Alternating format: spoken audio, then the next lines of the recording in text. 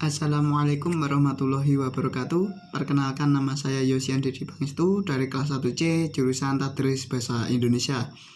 Di sini saya akan menjelaskan tentang serunya belajar filsafat menurut pengalaman dan pendapat saya sendiri. Sebelumnya saya tidak pernah tahu tentang apa itu filsafat, siapa tokoh-tokohnya, bagaimana sejarahnya. Dikarenakan saya merupakan lulusan dari sekolah teknik. Sehingga saat saya diterangkan oleh dosen tentang filsafat umum, saya cuma bisa mendengarkan dari telinga kanan dan keluar dari telinga kiri. Filsafat sendiri merupakan ilmu yang tak terbatas. Ada juga yang menyebutkan bahwa filsafat merupakan kajian mendasar dan umum tentang eksistensi, akal pikiran, ilmu, nilai, dan bahasa. Pemikiran filsafat lahir di Yunani pada abad ke-6 sebelum Masehi.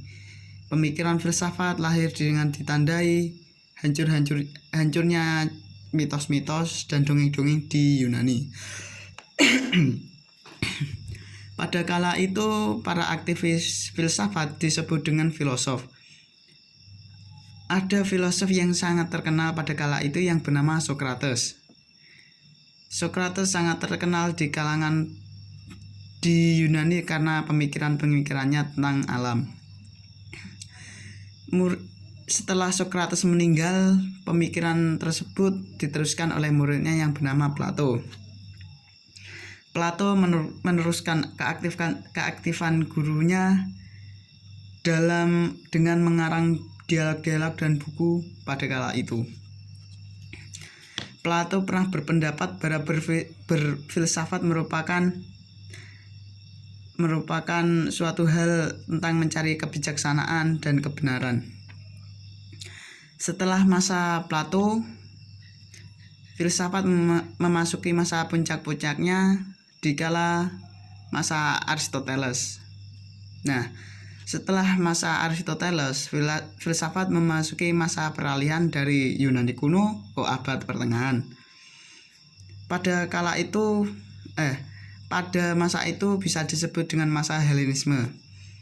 Pada masa itu, filsafat tidak terlalu berkembang pesat dikarenakan murid dari Aristoteles yang bernama Alexander the Great atau Iskandar Agung tidak mau meneruskan pemikiran gurunya, sehingga filsafat sangat terhambat pada kala itu. Akhir masa Helenisme, filsafat memasuki awal abad pertengahan. Pada abad pertengahan, filsafat memiliki dua periode, yaitu periode skolastik Islam dan skolastik Kristen. Pada masa skolastik Kristen, filsafat sangat sulit berkembang dikarenakan pemikiran-pemikiran filsafat ada yang tidak disetujui oleh pihak-pihak gereja. Oleh sebab itu, para filosof kala itu sangat ditekan oleh pihak-pihak gereja agar tidak melebih-lebihkan pemikirannya tersebut atau bertentangan dengan gereja, sehingga pihak gereja memutuskan bahwa orang yang berpendapat selain pendapat gereja tersebut dianggap murtad dan hukumannya adalah hukuman mati. Yang kedua, pada masa skolastik Islam, filsafat sangat digemari oleh masyarakat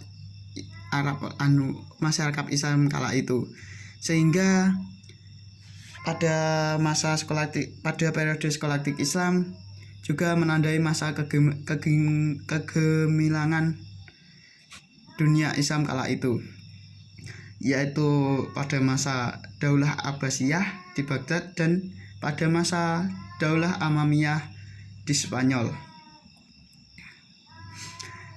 Di periode filsafat skolastik Islam terdapat beberapa masa, yaitu masa periode kalam pertama, periode filsafat pertama, periode kalam kedua, periode filsafat kedua, dan periode kebangkitan.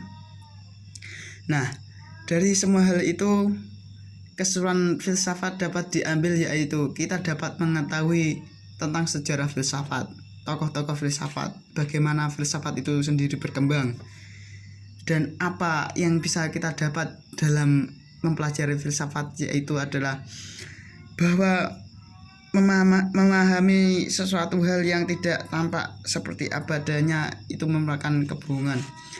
Dan juga kita dapat kita dapat mengetahui tentang moral dan etika yang berguna di kehidupan kita saat ini, dan juga memberikan pengertian tentang pandangan hidup dan pandangan dunia. Nah, itu saja yang bisa saya sampaikan. Dan jika ada kekurangan dalam penyampaian materi ataupun kata-kata yang saya ucapkan, saya mohon maaf dikarenakan saya juga masih belajar.